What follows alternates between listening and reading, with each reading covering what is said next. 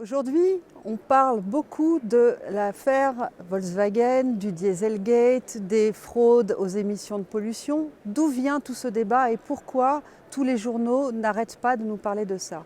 Tout simplement d'une raison majeure sur laquelle on est tous sensibilisés, c'est la question de la pollution de l'air. Il y a de nombreuses causes, les usines, les camions, mais aussi les voitures. Et comment la voiture pollue? Tout simplement parce que le carburant qui permet de faire fonctionner le moteur et se transforme en énergie de propulsion rejette lui aussi, par une opération chimique, des particules fines qu'on appelle les NOx ou le CO2. Ces particules fines, on ne les voit pas, mais elles sont très toxiques pour nos poumons. Et lors des pics de pollution, elles affectent principalement les jeunes enfants, les personnes âgées, les personnes qui sont asthmatiques ou qui ont des difficultés respiratoires, et on leur dit quoi? On leur dit de rester chez elles.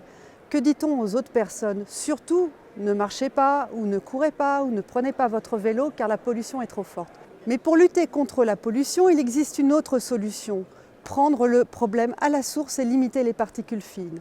Alors l'Europe a agi et depuis des années, des dizaines d'années, elle a mis en place des normes qui fixent des limites maximales des polluants qui sont contrôlés par des tests pour s'assurer que les constructeurs automobiles respectent bien ces normes. Et plus la pollution augmentait, plus les limites ont été exigeantes. On a vu des moteurs plus propres, des filtres à particules. Et simplement, on s'est rendu compte à l'automne dernier que ces tests de contrôle étaient faits en laboratoire et en réalité, les tests faits en laboratoire n'ont rien à voir avec les tests en conditions réelles. C'est-à-dire que les voitures en laboratoire sont presque propres. Dès lors qu'elles sont sur la route, elles polluent tout autant qu'avant. C'est ce que nous avons appelé le scandale Volkswagen, le Dieselgate ou l'affaire du diesel selon le pays où on se trouve. Et aujourd'hui, les députés européens, nous avons décidé plusieurs choses. La première chose, c'est de mettre en place une commission d'enquête pour faire tout le point sur cette affaire. Qui était au courant? Pourquoi il y a eu une telle distorsion entre ce qui se passait en laboratoire et en conditions réelles? Et pourquoi cela a continué? On ne peut pas accepter qu'il y ait toujours une fraude et un mensonge à l'égard des citoyens, à l'égard des personnes qui vivent. Et nous ne vivons pas en laboratoire, nous vivons dans la rue.